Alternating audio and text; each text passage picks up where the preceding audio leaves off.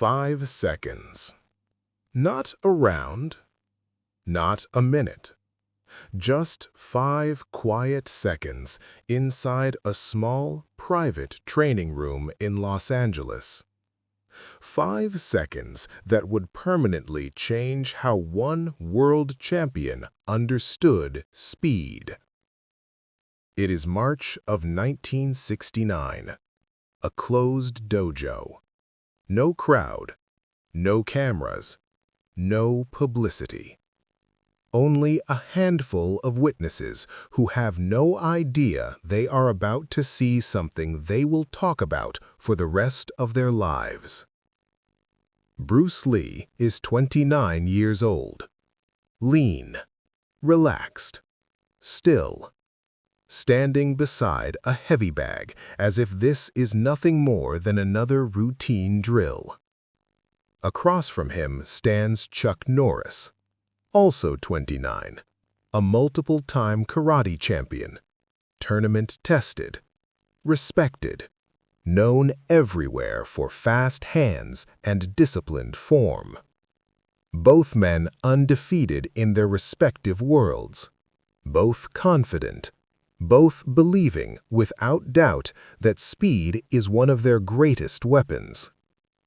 This is not a challenge about strength, not power, not technique, no kicks, no strategy, only speed, pure hand speed.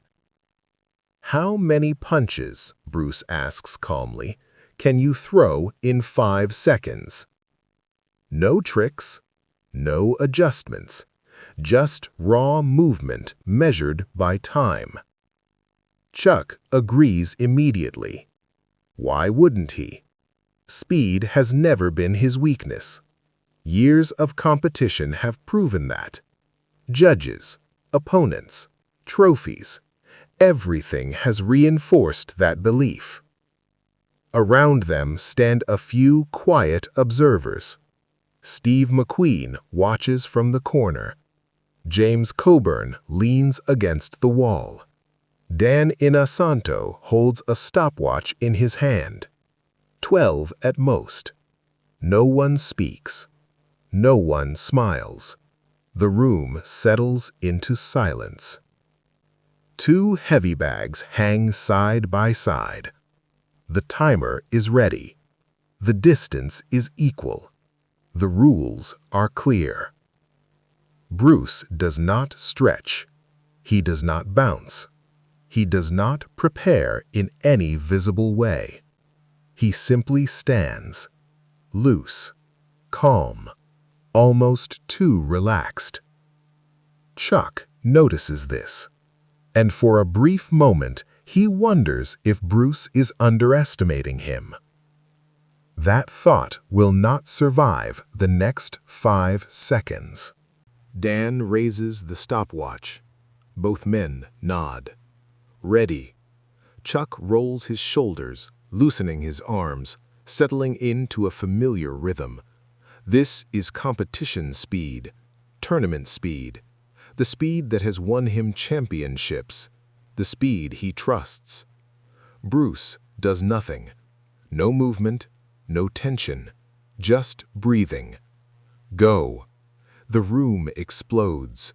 Chuck's fists slam into the heavy bag in sharp, distinct strikes. Leather snaps. The bag swings. Each punch clean, each motion complete. Textbook karate. Chamber, extend, retract, over and over again. Fast, powerful, controlled. He feels good. He feels quick. 5 seconds of everything he has. Then something catches his attention. Not a sound, but the absence of one. From the corner of his eye, Chuck sees Bruce's bag moving differently, not swinging, not snapping, vibrating. There are no individual impacts, no separation between strikes, only a continuous blur, a rapid rolling thunder against leather. Bruce's hands are no longer visible. They do not punch, they flow. His face remains calm, his shoulders relaxed, his breathing steady.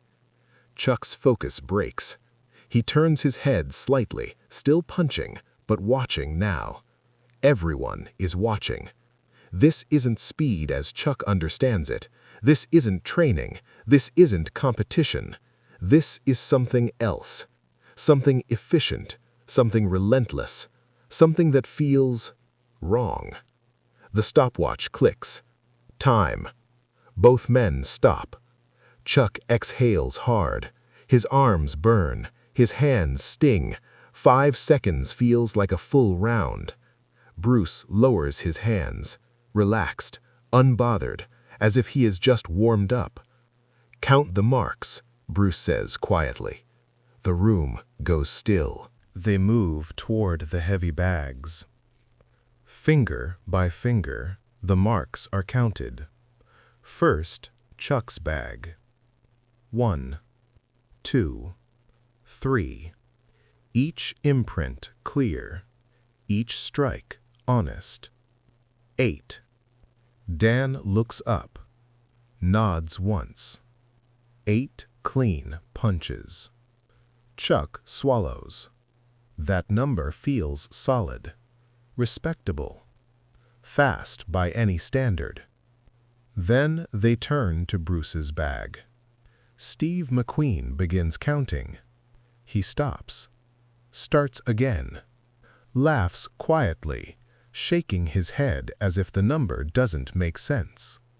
13, 14, 15. The room goes silent. 15 punches, in the same 5 seconds.